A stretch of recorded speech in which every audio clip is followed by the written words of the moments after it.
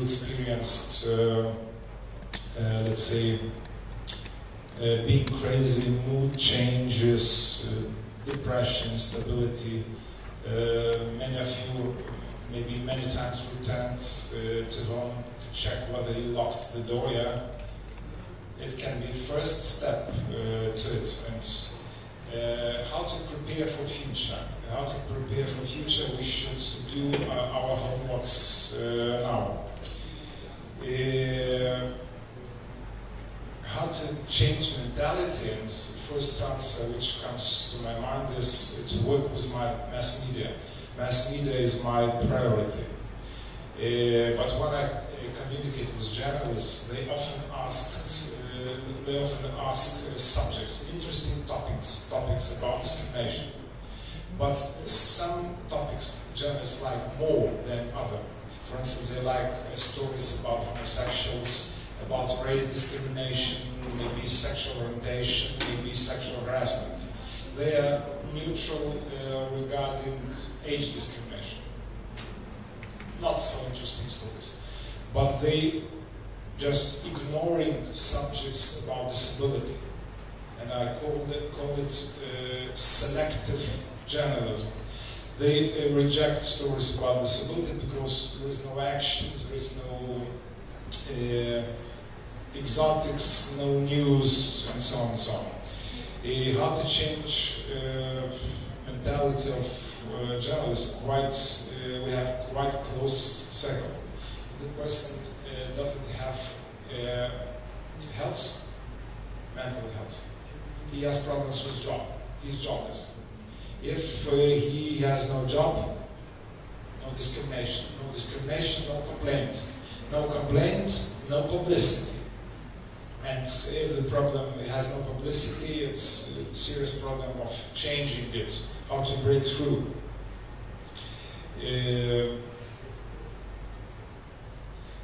I want to tell one more story. It's happened in real life 11 years ago.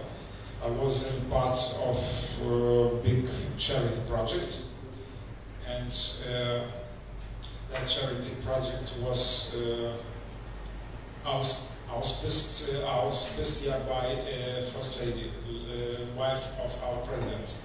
We collected some of money, which that money should be distributed by orphanage. And First Lady should choose which orphanage. And of course she, refused to go to orphanage of children with physical disorders. She refused to go to orphanage with mental disorders and so on and so on. He chose healthy children just living without parents. So how to close that generation gap? I don't know. Well, and maybe at the end, a few more slides.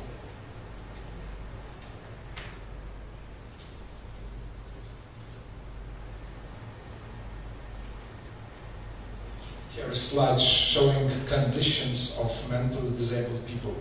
Here we speak about work, education, leisure, culture, sports, public transport, political life. Here is our opinion.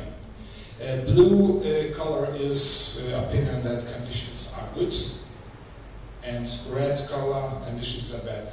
You see everywhere is dominant red color, so opinion of Lithuanians is that conditions for mentally disabled people are very good. That's why my colleagues just briefly assume that situation shortly can be described in one word. Horrible.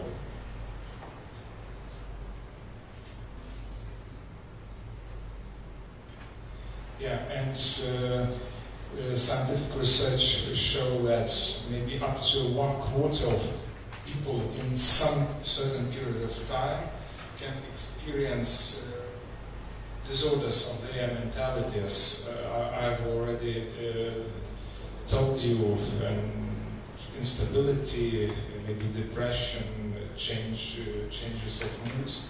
we have to be prepared here and to change existing situation. When we speak about changes, it's interesting how much does it cost. And our expert calculated that for initial changes in Lithuania, for 3 first years, initial changes in this field will cost 25 million euros. But I think it's worth spending it, because people with disabilities in Lithuania, we have around 8% of total population. So it's big potential, and of course people with mental disability is much less than half of 1%.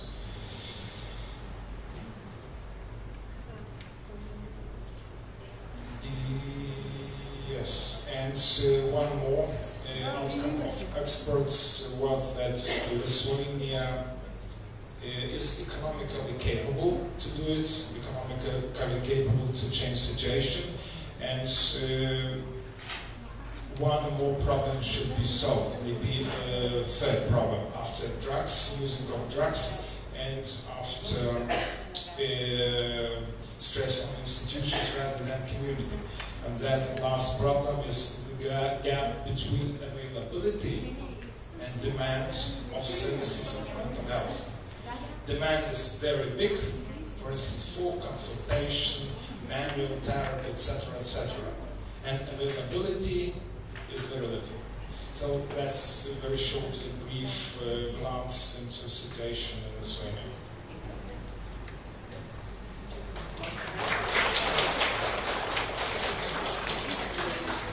Сега следващата презентация на професор Девин. Тя ще е изключително атрактивна.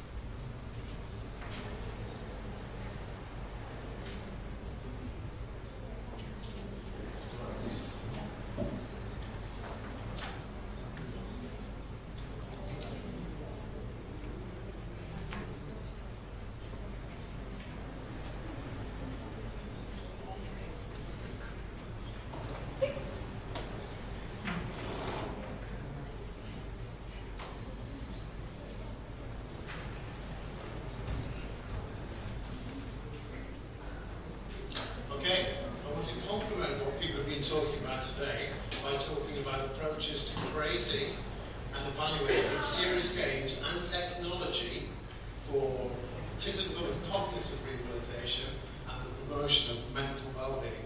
I come with my colleagues, Nick and Steve, from Trent University, so we're computer scientists. We work in a very interdisciplinary manner. The kinds of technologies I want to show you today are games for cognitive development, but the importance of co-design of games with young people to tackle early school leaving, the use of robots in the education of people with learning disabilities, the co-design of smart textiles with people with mental health issues and how that creativity improves their mental well-being, and also they get time, digital games for physical rehabilitation, which includes after stroke, and also games, as we're all talking about today, for social competencies and creativity. The team that we work with in Trent developed technologies that evaluate them for cognitive, physical, and mental well-being. This is not us working by ourselves. We work in a really incredibly multidisciplinary team, working with clinicians, health psychologists and scientists, all in inclusive design, virtual environments, serious games, robotics, and computational intelligence. I'm really interested in the evolution of the reputation of serious games. A recent development in educational software is to look at this evolution of the reputation of games, especially in the context of people with learning disability. Initially, all the research in the 1980s focused on very negative aspects. And games have become a major recreational activity, sometimes considered, especially in the tabloid conservative British press, as being culturally degenerate. But Mayor Pivick, one of the leading developmental psychologists working in games, makes the point, I don't know if this is your experience, games are considered very useful in early learning, but as educational contexts become more formal, they're seen as a serious activity.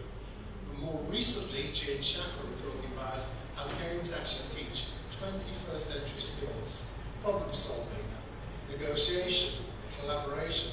They're not actually the foundation of the modern curriculum. So, in order to prove the effectiveness of games for students with intellectual disabilities and learning difficulties, what we did is we mapped the quality of games to the conditions for an effective learning environment. We know effective learning environment should be, number one, motivational. And we know that games can engage the learner in sufficient repetition of activities to ensure learning takes place. And this is what some people call persistent re-engagement, where the learner returns to the task when prompted. Games provide a high intensity of interaction and a sense of direct engagement in the task involved. This encourages active involvement in the learning process, and for people with a learning disability, gives them some sense of control or experience in the learning process. And that's really important for students who have a tendency to be passive or bored. Effective learning environments should also provide a high intensity of feedback and give immediate feedback. And games actually can do this. So this allows a learning outcome to be an activity to be easily linked with a learning outcome. It's a concrete relationship. And actually, games can provide a continual feeling of challenge, and they can be constructed with different levels of challenge. And really, the key with games is to ensure a right balance between challenge and success, and games can be structured to provide this. So how do we know they're effective? One of the major barriers to the adoption of games is the lack of evidence of their efficacy. So people have said that there's not properly controlled studies on effectiveness, or how they can be used in the classroom for assessment purposes, or how they can be used for learning in the home. So what we've done is develop 4 studies. We've shown for students with an intellectual disability, they can improve choice reaction time, independent decision making, mathematical skills, and working memory. So we designed one experiment, which I'm just going to do briefly, and the research question was, can participating in games improve the understanding of fractions, percentages, and decimals of students with IT? 16 students we tried with, and we proposed, first of all, we took baseline 2 mathematical tests for all 16 students right at the beginning.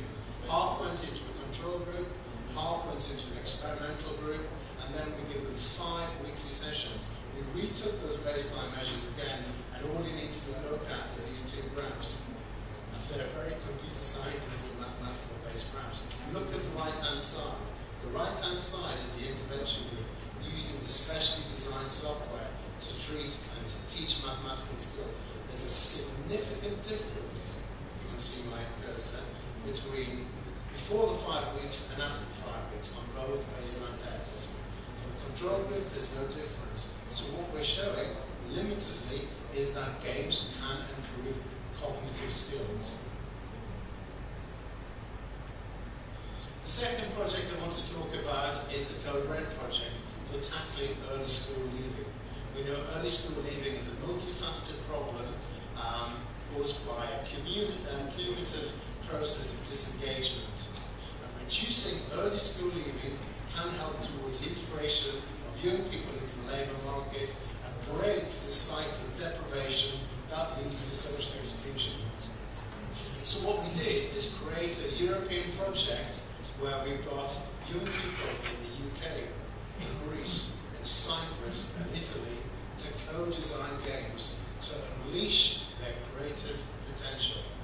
And we already know from our previous research that young people using games to teach their personal development skills such as self-esteem, confidence, and managing aggression can have a tremendous effect on their engagement. We extended this to young lads in the probation service, i.e. young offenders in the UK. And we got them to make games, we supported them to make games over a period of 10 weeks. And they developed games for the real effects that really affected their lives: drug abuse, alcohol abuse, and trying to get a job. After that 10 weeks, we examined the games and the process. And what we found is they rarely made reference to the kind of violent computer games they produced it or played at home, such as Halo. They produced effective educational games, but most importantly, they were motivated. They worked as a team, and they delegated tasks. This is not what their probation officers expected at all. Completely different behaviour when they had their creativity unleashed and prepared games.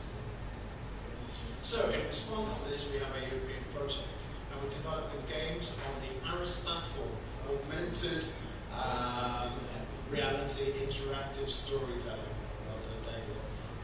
So this co-design process was carried out using a participatory workshop in the UK, Greece and Cyprus. In the UK, these young people were out of school. They were achieving nothing, but they developed games that were supported to do this, which really tackled their situations they faced with 16-year-old kids in their everyday life: drug abuse, alcohol abuse, self-harm, and bereavement.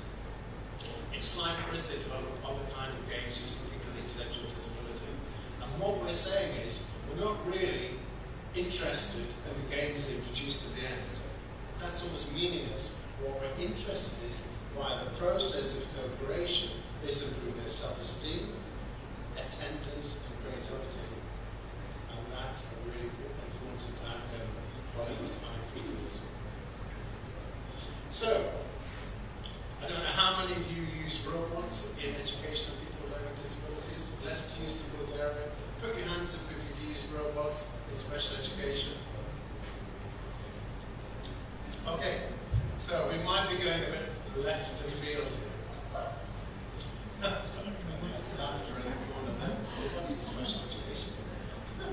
So, first of all, we looked into the literature search, and most of the applications so far have been with students with autism, and they used them for children who found social interaction challenging, as interacting partners to collaborative behaviours, and to teaching basic social skills. But our argument is the qualities of robots that make them useful for students with autism also make them useful for students with learning disabilities. And really, that's because they find the robots predictable, unlike their social peers or teachers, and they're highly, highly engaging. And we think that's really important, because engagement is the single best predictor of learning with children with intellectual disabilities and difficulties. Without engagement, research has shown there will be no deep learning or meaningful outcome. So let's go for engagement. Okay, we didn't just make this up, this study, we interviewed the teachers so far. What students might it be useful for what learning objectives and what methods should be used. We looked at the interview results coming back, and we thematically analysed and produced 5 case studies. Each of these 5 case studies was repeated over 5 weeks for 30 minutes each. The first young lad up here, using the Now robot, had massive problems with the person who was clapping all the time. To get him to stop clapping, we encouraged him to clap only once, and then refrain from clapping until the robot finished its interaction. Whoops.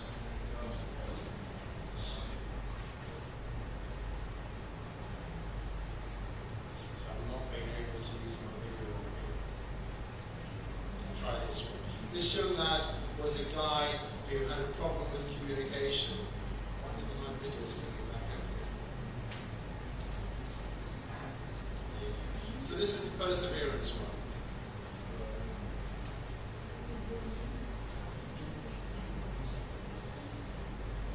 So what he's doing is no mind. What he's doing is clapping only once, and the robot will dance. And he's refraining from clapping, and that's his learning objective, until the robot finishes the dance. That might sound like a very small learning objective, but for this student, that's incredibly important.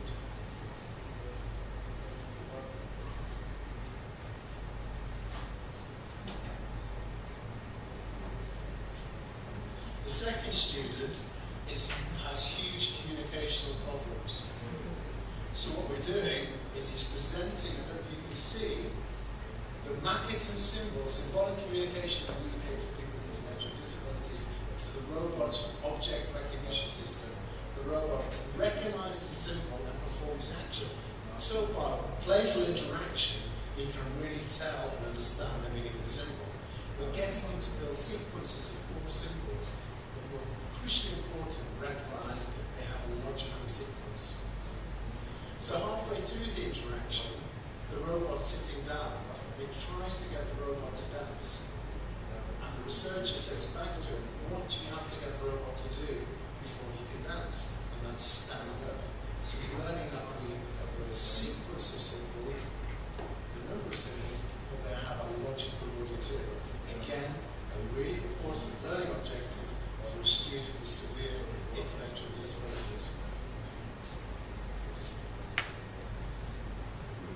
This, by the way, is the Now robot. Has anybody come across the Now robot? No?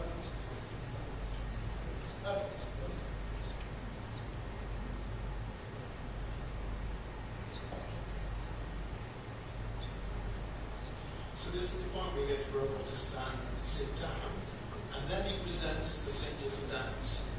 And the researcher has to ask him again, what do you have to make the robot do before he can dance? So it's understanding the logical sequence and symbols.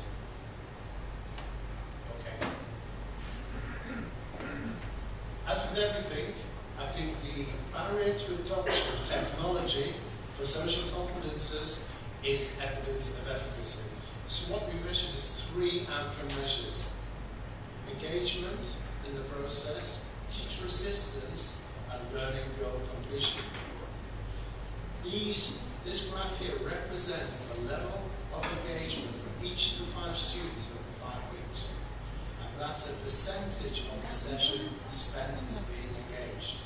When we compared the final session of using the robot to normal classroom behavior without the robot, we found there was a significant improvement in engagement in using the robot. That's really important. When we then analysed the individual levels of engagement over the 5 weeks, they were consistently high. So there was no dropping off between the first measure of engagement and the last measure of engagement over 5 weeks. What does that tell us? That the use of the robot isn't just simply a novel thing, it's consistently engaging. So I think they're 2 very crucial points, especially in the context of learning disability, because without engagement there would be no deep learning. We also devise networked co-design of networked smart textile objects to support mental well-being. Huge problem in the UK with 4.75 million people already suffering from depression. So this project asks how a radically connected world can benefit human well-being, and in particular what type of experiences come from the design of smart textile interfaces. So this brings together person-centered therapists, computer scientists, and textile designers to ask how textile things can benefit networks of people to support their mental well-being. So it aims to develop a co-design methodology again that to practice that reflection on person-centered approaches, and that really looks at how they can benefit non-medicalized practices. I'm not interested in medical definitions of mental well-being. Also to design meaningful networks of things with people, and thirdly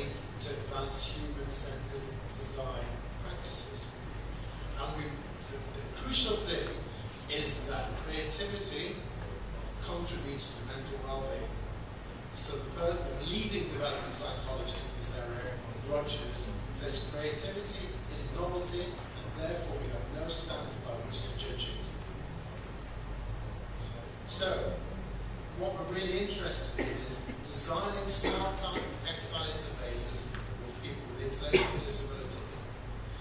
Researchers have shown that if young people with intellectual disability have a mental health issue, it's much more likely to be attributed to their learning disability, to their learning disability rather than their mental health problems. And that's diagnostic overshadowing.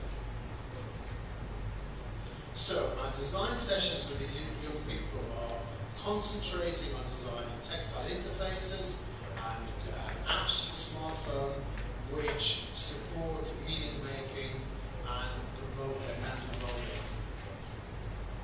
So, there's other systems as well, designing apps where people use things like Facebook to document their online experiences. If you later revisit your emotional ratings there, this can lead to a process called technology-mediated reflection, which improves your mental health issues. We're designing an app now with young people to allow them to document how they emotionally feel, so later revisit these and by this process of reflection, improve their mental well-being. We're using things like gesturing in apps, speaking to apps, especially with the tone of the voice.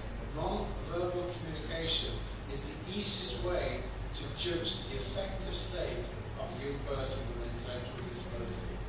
So what we do is looking at many instances of usage to automatically detect the mental health state using computational intelligence, and then crucially, in a person-centered approach, give that information back to them so that they can recognize their triggers to a mental health issue from a person-centered approach. I don't want this to be mediated by a clinician because that, again, offers a power relationship. We're really interested in helping their person in their own recovery journey.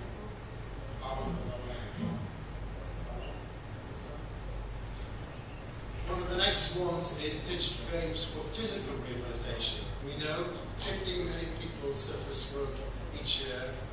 5 million others are left with some permanent form of disability, commonly affecting the upper arm and shoulder, causing movement restriction and pain. We know in order for people to recover, early, intensive, task-based rehabilitation is important. That means if you've had a stroke, you have to exercise very intensively, and you have to do it very quickly after stroke. That's an issue because access to rehabilitation is often expensive, limited in cost, distance, and availability of services. Often systems are hospital-based, and they involve expensive equipment. So that really affects your ability to get enough rehabilitation. Our solution, use computer games in the house that are specifically designed to elicit the types of movement you have to make post-stroke, such as reach to grasp, pronation, supination, and pronation. Two systems Stephen has helped develop. The first uses a rehabilitation glove, and you have infrared emitting diodes on the patient's fingers. The game picks up the position and elicits the types of movements you need to make post-stroke. The second system is a marking system. You've all heard of Connect? The Connect system? No? Yeah, thank you, Nick. So, in this system, you don't have to wear anything. You can just put your hand in front of the sensor, and the game will elicit the types of movements you have to make for stroke. So it has many advantages. It also helps to detect compensatory movements. A movement stroke people sometimes use to avoid using or moving their affected limb. Did we test it? We had a huge randomized control trial. 21 patients, one using the equipment at home, the other receiving normal care, with some really good outcome measures. We tested it. We advised the people using the intervention to use it every day, 3 times a day for 20 minutes. nobody in the field used it near recommendations. So unfortunately, there wasn't any difference between the experimental group using our equipment and the control group with global care. Hugely disappointing because I think that was a hugely expensive study. But what we found out, when we reanalyzed the results, these people here had used the intervention near our recommendations, having significant improvement in group strength and motor ability. So it's always the problem with testing these systems in the wild. We make recommendations, and this is not lab testing. Final project. As we've been talking about today, digital games to improve social competences. We know the critical importance of social skills in the development and ultimate success of individuals with a learning disability. So we've developed Inca Island, which teaches the application of social interaction skills, where all the players in the game have to collaborate to solve information. It's a first-person role-playing, multi-player adventure game. I don't know how many people play these kind of games. No? Quite a few people in the UK do. So the core objective is you run another game, you either play with other characters in the game who are non-player characters, and they have artificial intelligence, and they give you lots of cues. You collaborate with them, you solve problems, you solve the problems in each room, and you move to the next room. At the end of 18 rooms, you collect the treasure, you develop 6 social competencies, and you move through the game.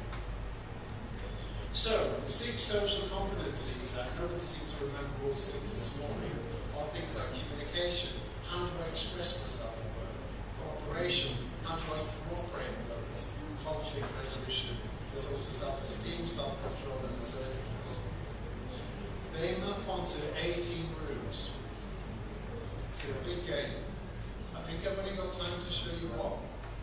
And this is the traffic light room.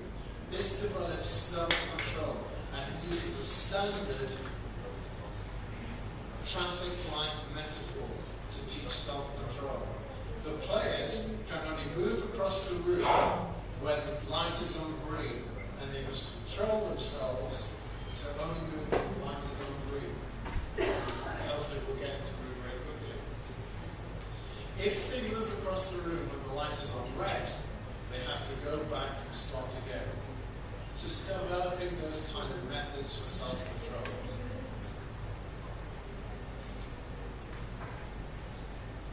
And not only do you have to cross the room, the other person also has to cross the room. So you have to collaborate and solve problems and puzzles together.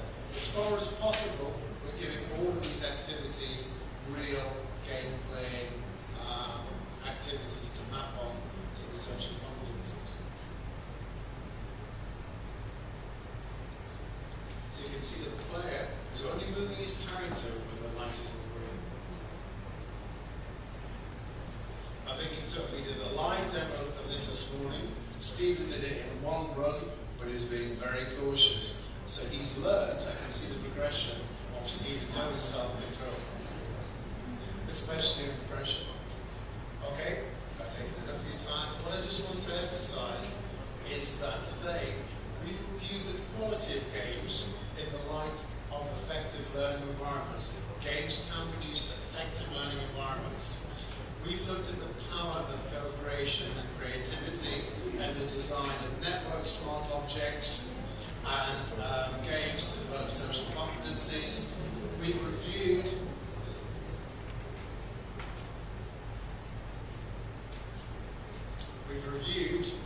the emergent use of robots in the education of students with profound and multiple disabilities to teach their communication skills, and we believe that's a huge new emergent field. And we've also looked at games for rehabilitation. There are the European projects which are affiliated with these projects. If you're interested in getting involved or hearing any more about these projects, please come see us after the talk. Thank you for listening.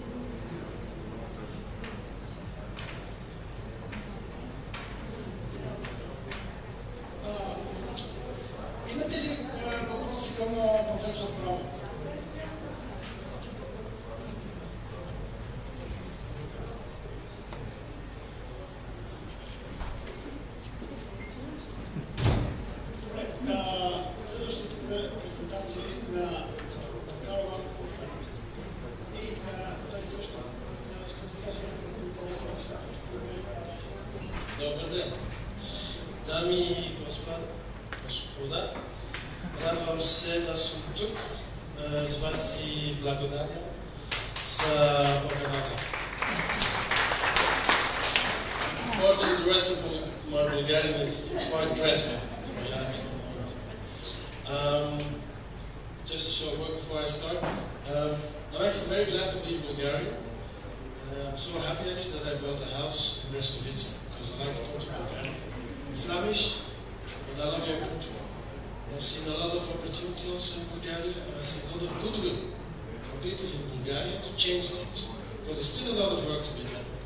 But I see that Bulgarians are really eager to work on that. So once again, I would like to congratulate you to organize a very nice conference, but also to come here because you do it quite a lot. And to see that you're interested in the kind of topics that we address that you want to share with you. So I'd like to thank you that you are so positive by that.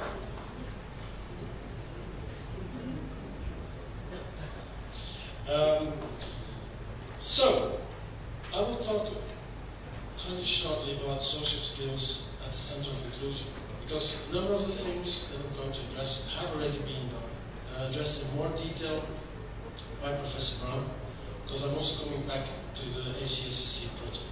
So I'm not going to spend time on that, but I'm going to build up my little theory I have about social inclusion. If you can see very well on this slide, no, you cannot see very well, I apologize. I talk here about the European Union of 28 countries, which looks like a wasteland for the employment of people with disabilities. And why do I talk about wasteland? Because actually there's not a lot that you can really be proud about. We are more or less with 80 million European citizens that have a disability. Whether we are born with a disability or we acquire this disability because of an accident, because of illness, etc. Of these 80 million European citizens that are affected, inactivity is dramatic. If you look at the employment figures, they range between 21% and 78%. These are dramatic figures. I understand that sometimes people with disabilities cannot work, they are not able to work. Many of the people with disabilities are able to work, but actually not given the chances. Or simply society does not accept them. So, overall we see in the European Union of the 28 countries quite a low employment shares. Now, when you talk with a politician, and the politicians in the room, if you talk with a politician and you talk about inclusion, the first thing they talk about is, oh yeah, we try to give them work. But is that inclusion? Is it inclusion to put people in a sheltered workshop and let them do very cheap labor, which is then sold actually with a profit? Is that inclusion? Is that inclusion? I question the audience. No, it's not inclusion.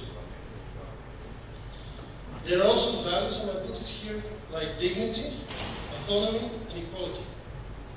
Dignity, that you are respected for the person you are. Autonomy, it's not because you are a person with disabilities that you have to go to an institute. That you cannot live on your own. Nevertheless, although this is not reality, they are key in the EU principles.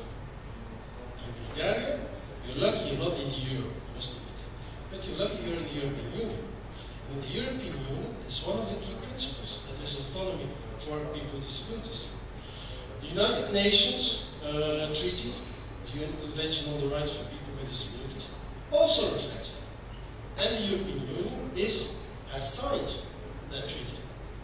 They actually provide the core concept, the core elements to define self-determination, participation, for inclusion.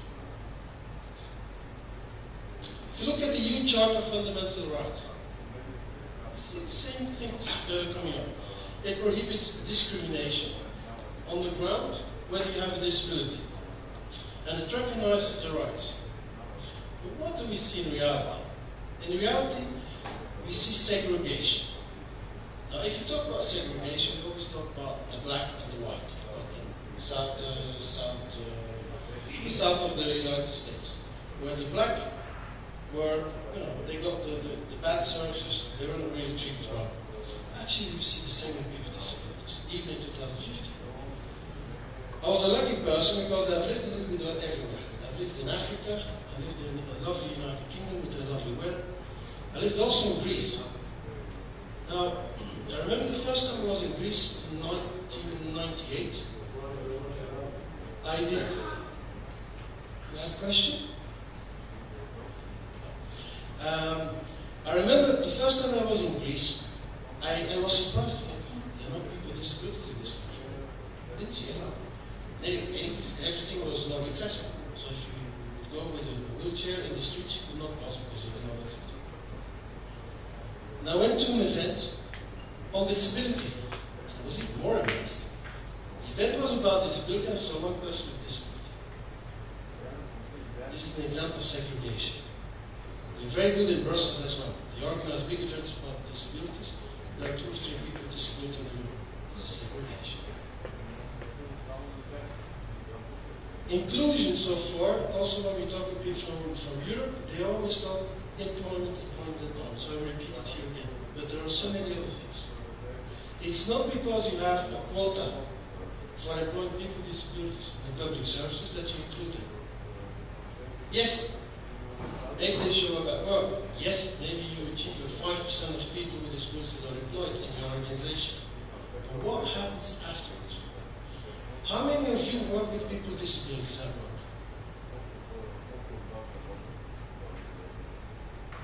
So I repeat my question because probably translation will be delayed.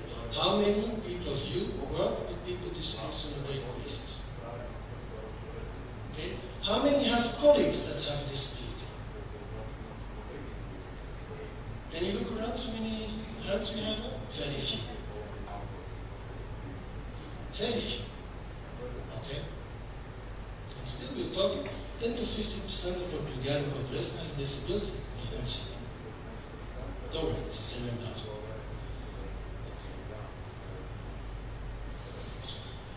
Now, I said this more or less. Another striking element is people with disabilities are employed, but their salaries, for God's sake, with that kind of salary, you don't even go on top of the poverty line, you dig even deeper. Okay. So again, this is not inclusion. Obviously, if you don't have money, what is the next thing that is affected? It's your health. And also your socialization, because if you want to go for a drink, it costs money.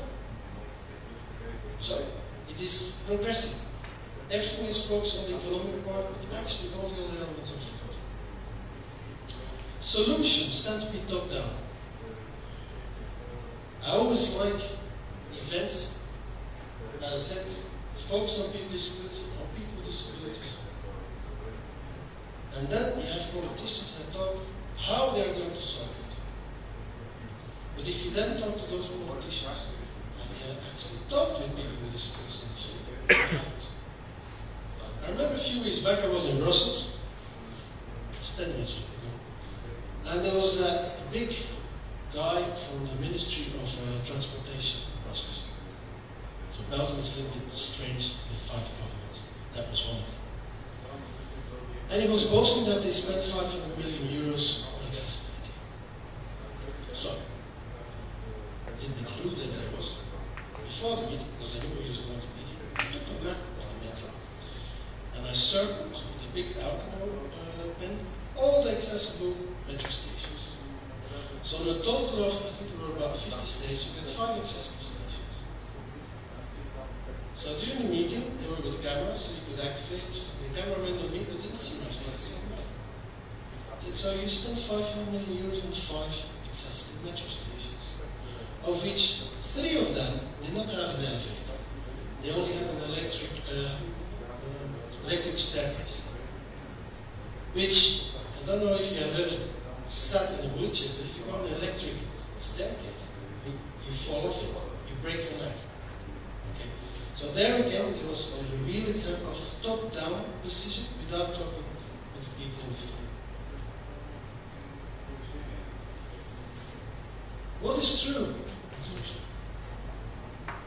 Well, I've put here one of the descriptions on true inclusion. It says, acceptance of the dominant social values and lifestyle leading to moralistic judgments if individuals reject the dominant norms.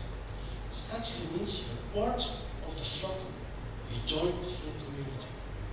And I put next to it a banner which I also support in Belgium, and it's Blue Assist Initiative. And you see on there, guys, a foreigner, a refugee, an old lady, and a person with disability.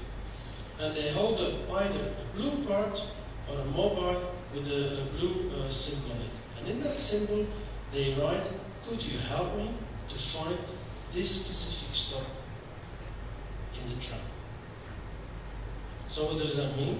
This is inclusion. Because all these people are normally dropped out of society. Older people, they cannot always participate in society because things go quickly. They cannot read, there is no audio support. Person with Down syndrome, maybe he does not understand how it works. But this is an example how you include a person in society. He can now travel on his own. And he has become the mascot actually of that initiative. So, social exclusion. Because if you talk about social inclusion, you also have to think, okay, what is social exclusion? And normally the reaction is, oh, social inclusion, they are the opposites.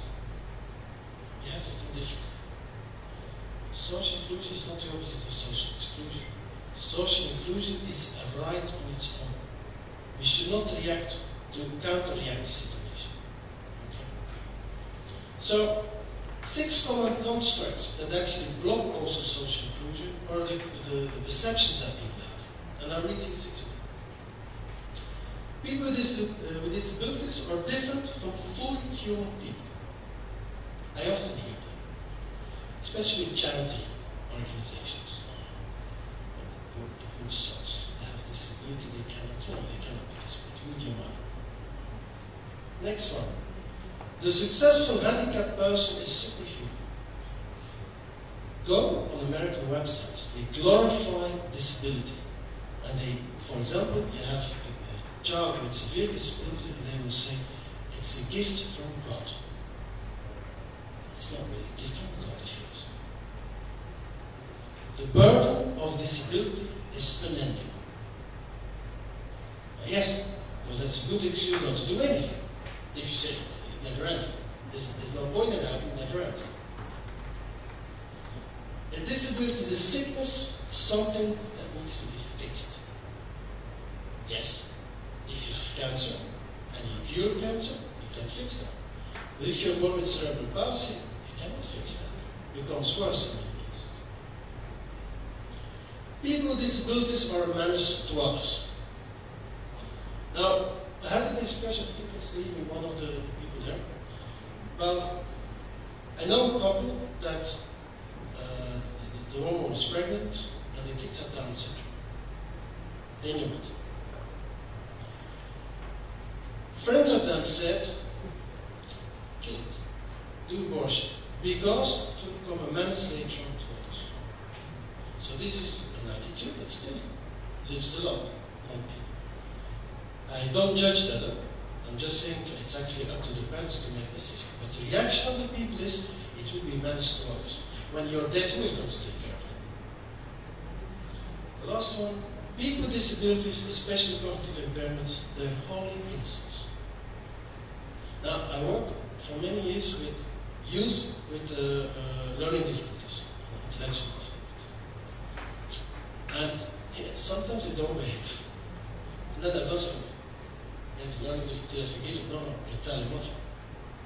So these are a number of constructs, a number of approaches that still live in Europe, America, everywhere. Now, for those that cannot see, this is also a typical approach. I have a good friend of mine, Steve Bush, from Belgium. He's blind. As blind as can be. Only sees blind. Now, do you know what the main issue is with Steve? He bumps into everything. But he bought himself a car. Yeah, every time he has a girlfriend, the girlfriend tries with the girl, so he can move around. Now, many parents will not give Steve that kind of freedom. They would wrap him up in bubble paper to protect him. Because my child has disability, we have to protect him. So this is also one of the constructs that live, and that actually block social inclusion. So let me come back to that segregation. So that segregation is something that really needs to stop. And in order to do that, you have to have a twist of mind. You have to really change the way that you think about disability. We have to look at people with disabilities become full members of society, valued members of society.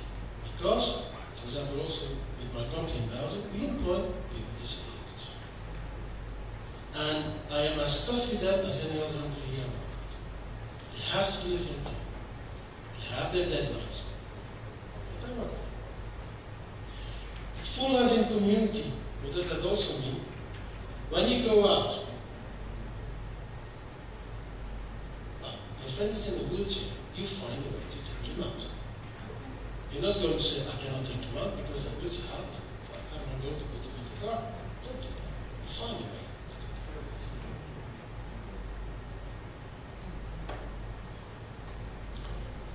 So, as I said before, social inclusion is often considered like, okay, in order to battle social exclusion, we're going to do some action social inclusion.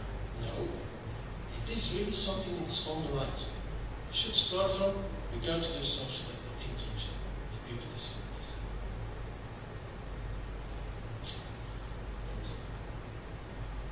Now, it's true that social inclusion cannot go without economic inclusion, and economic inclusion can actually not go without social inclusion. They go together. They're like the glue that keeps it together. We have something there like social capital. Who knows what social capital is? Social capital. Social capital is actually that, for example, you have a company and you employ people with disabilities. You're not talking about sheltered employment, you're really talking about a company where you employ people with disabilities. You can create social capital, social impact. If you employ a person with disability, you take the person out of his isolation. Being on the work floor is a very social event. So these are kind of things that we call social capital. And that is actually one of the main contributors to social inclusion. It exists, for example, trust, mutuality, social networking, and you hear me coming in. Social networking, that means you need social skills. So we go immediately back to the other presentation, also by Professor Darmatoff and by Professor David Brown. So, as I said before, social inclusion is the glue and the product. It makes sure that everything can be compliant, that you have an economic inclusive participation in society. And as an out, as a final result, you have the full inclusion. So, how can we define it finally? Social inclusion is the product of equal access to the benefits and services enjoyed by anyone in the community. Benefits, for example, is I am able to independently travel from point A to point B.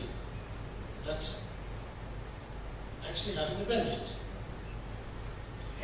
Being able to also access resources and develop your specific skills. That's why we talk, for example, about inclusive education. In the past, I think also in Bulgaria things are changing drastically in the last few years. But in the past, for example, in Belgium, we had, and I will use the word that we had in Belgium, we had the normal schools and we had the abnormal schools. The abnormal schools were for the people with disabilities, and the normal people were in the normal schools. So if you have inclusive education, it also means that kids without disabilities learn to work and live together with kids with disabilities. And kids with disabilities learn how it is to work with kids without disabilities. So you really have to bring them together. Then I will go to the last point here. Identify their needs and give them feedback on their environment. The person with disability has to be able to communicate. He has to be given a voice. Because remember what I said at the very beginning. The top-down solutions need to be avoided. Because otherwise, you always have solutions that are pushed to the people with disabilities. Let's still look at some of the barriers with regards to social inclusion. One of the biggest barriers is that there are many figures about social inclusion. But the figures are not deducted from measuring how people with disabilities live, but they are deducted from data that has nothing to do with inclusion. They are very good at the OECD. They make massive reports, pay a lot of money for it, and it talks about inclusion of a person with disability, but they never ever did a survey with people with disabilities. Never. They look at the data, and from the data they deduct that it might be like this, and they sell it for you. Another approach could also be that you start talking with the people with disabilities, and you start asking them, what do you face that causes you to feel excluded and not to feel included? So, I think in general terms, there are not even 10 studies that have worked with it. I'm going to present 3 of them. Those are some striking elements in there.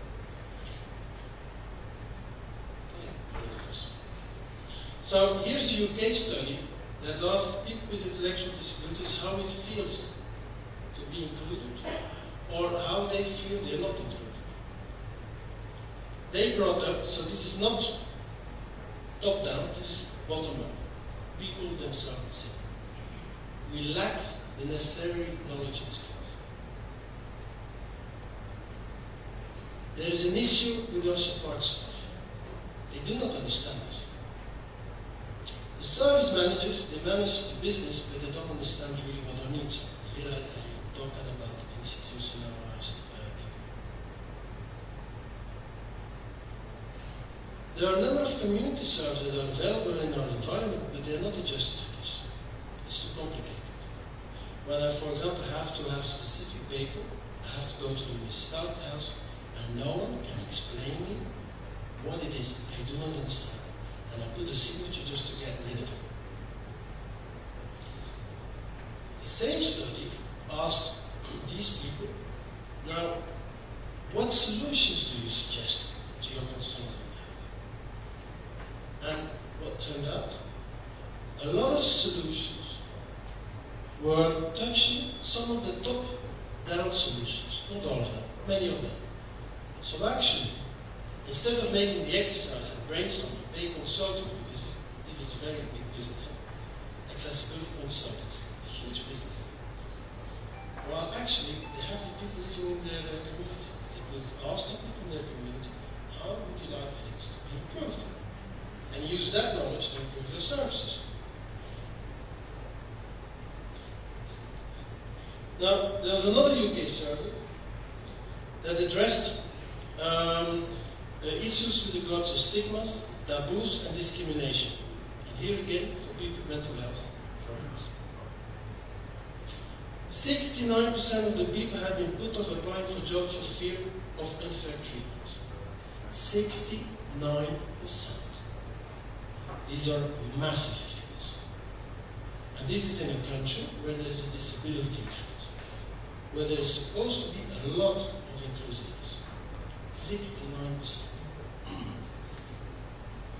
50% felt unfairly treated by general healthcare services. They do not listen to my needs. They think I have it all in my head. Almost 50% of the people have been abused or harassed in public, and no one interfered. Actually, they have been ridiculized. 14% had even been physically attacked. Almost 50% of the people thought that discrimination had increased in the last 5 years, compared with 18% who thought it had decreased. I repeat, We're talking about a country which has a disability act and which is acting as an example in Europe. 34% said that they have been dismissed or forced to resign from jobs. In fact, they have been bullied out by colleagues, by other people with disabilities that were stronger than them. So these are striking figures. 33% complained that the general practitioner is your doctor, appointed doctor, had treated them unfairly. The list continues. There were like 30 such striking elements, but I took the most, the ones that I was most surprised at. Another recent study was done by the BBC, found that 90% of the British people had never had a person with disabilities in their house for a social occasion. So, how can we talk about social inclusion if they're not even invited at home or in the home of one of their colleagues or their friends? 90%. This is in Britain.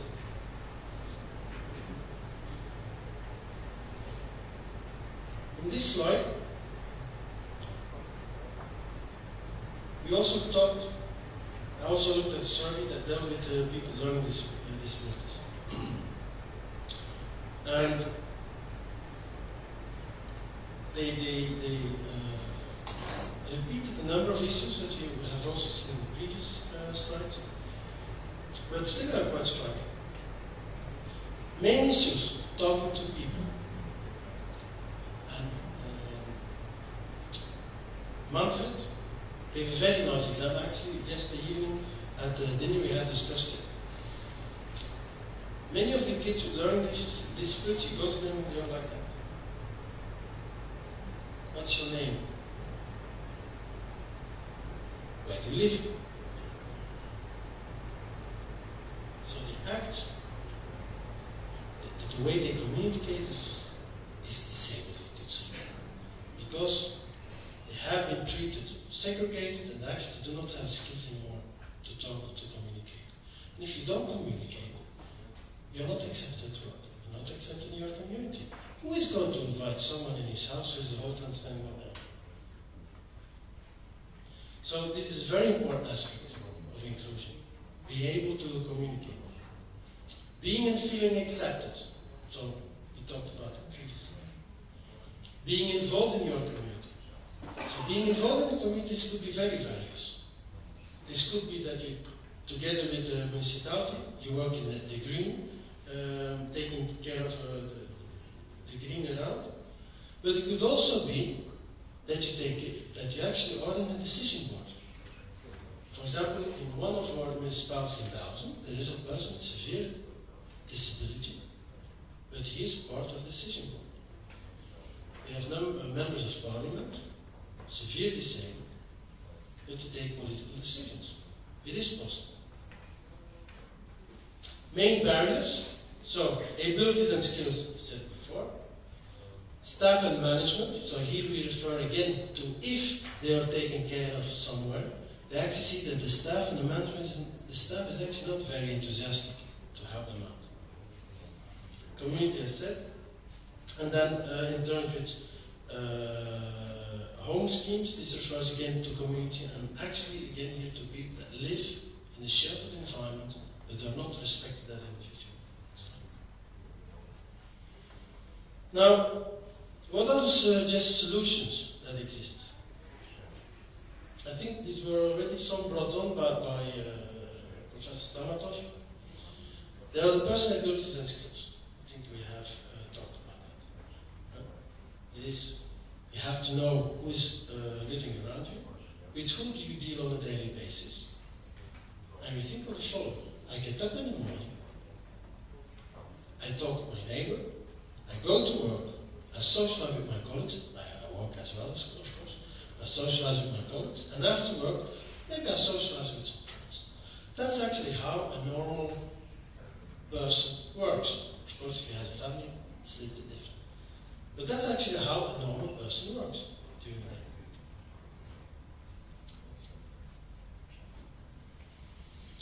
I've repeated here a number of times the community. So the community, very important. And also, when we talk here, I would even refer to what we call advocates. And with our advocates, we call them super users, super expert users. And those are really people that, and I apologize if United for the expression, that have the balls to say what they think, that have the power to convince other people. And in every society and every community, there are people with disabilities that have that. And this we should stimulate as much as possible, because they are actually the people that can convince others to go forward. Then we come, unavoidably, we end up with social competences. So, I wrote the definition, but I think the author is Roman. You're the author. So, I will read it, so the people that translate, you can read it, if you can read it, yeah. So, it's a complex, multidimensional concept consisting of social, emotional, cognitive, and behavioral skills, as well as motivational and expectancy sets needed for successful social adaptation. Social competence also reflects having an ability to take someone else's perspective concerning a situation. You learn from past experiences, and you apply that learning to the change in social interactions. Who understood this? It's a bit complicated because it's text. So what did I do? Next slide. We have a nice graphic. Okay? I'm going to talk very short about the graphic to help you out. I will shout so everyone can hear me. Can you hear me?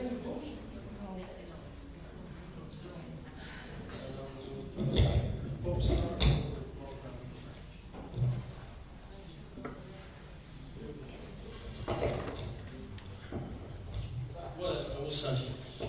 You see, when we talk about social and emotional learning, we have self-management. Some of the elements in there were already addressed before. Self-control, stress management, how do I manage my stress, and setting and achieving goals. Okay. Another aspect that we have there is social awareness. Can I have empathy? Can I understand what's going on in the other person? Relationship skills. Well, if you want to have a good relationship, I'll give you a good piece of advice. I myself am divorced. And that was because I was not very good in communicating. So, really, if you want to have a good, healthy relationship skill, you need to communicate. And you need to be able to resolve conflicts, but in a way that you do not hurt the other party. You have to have a win-win solution. Self-awareness. Well, before you judge someone else, you should first understand, who am I? What are my strengths and weaknesses? If I want to succeed in society while I communicate with others, I need to understand, for example, I burst out in an anger when I see something I don't like, or I hear something I don't like. So we have a typical rule, 1 to 10. I want to smack him in the face. I hate him. So 1, 2, 3, 4. And I will not smack him in the face. Okay, so there's a number of skills that you need to have. Otherwise, you cannot work in society. And then responsible decision making. I would like to drive in the car full speed to Varna. I'm going to drive at 250 kilometers an hour. And every car I see in front of me, I'm going to drive them off the road. It's not very responsible. I might have a good time speeding up a big Lamborghini, but the ones that I drove off the road, they will not be very happy, I think. So, there is again responsible decision making. Now, the next slide I have, I'm not going to talk about, because actually these were more or less already addressed in the previous presentations. Sorry, we should talk about this. This slide I will present. Sorry, but this will be my last slide. We have what we talk about skill deficit, performance deficit, and self-control deficit. Because we have all the things that I just showed you, but there are a number of deficits that we have to be very careful. Skill deficit. So we saw actually all those skills that you should have. Skill deficit means I've never learned a skill. So if you talk about with someone and you want to have the person improve his social content, you have to wonder yourself, what is the deficit that I face here? Is it because the person doesn't know about the skills? Or is it because the person knows about the skills, doesn't know how to use them? Or is it what we call self-control deficit? He actually knows skills, he can't control himself. So, in your daily work, what you do in everything you do actually in daily life, I think when you work with personal disabilities and you have to address social competences, these are the three core elements you have to consider.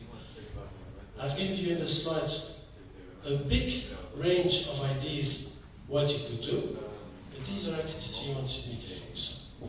So the next slide I said I will skip because it's shortly repeating what the ISSCCW project is. And then I have a very interesting last slide. Thank you.